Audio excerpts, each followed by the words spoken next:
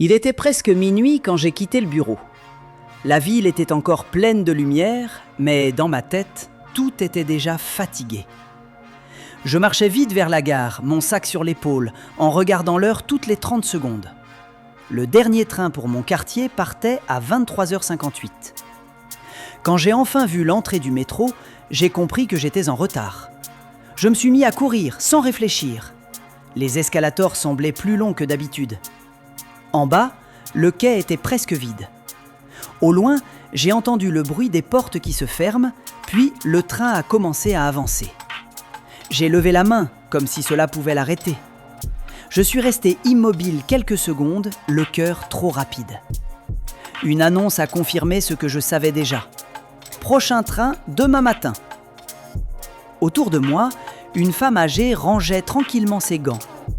Un jeune homme parlait au téléphone, pas du tout stressé.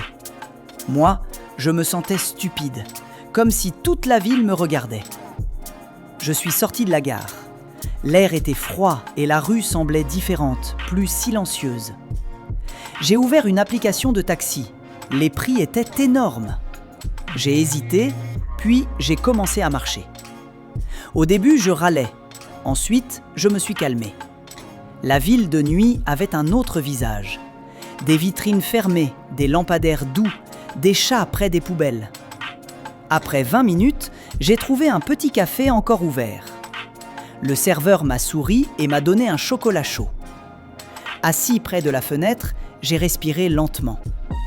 Ce soir-là, j'avais raté le dernier train, mais j'avais gagné un moment rare, du silence, du temps et une histoire à raconter.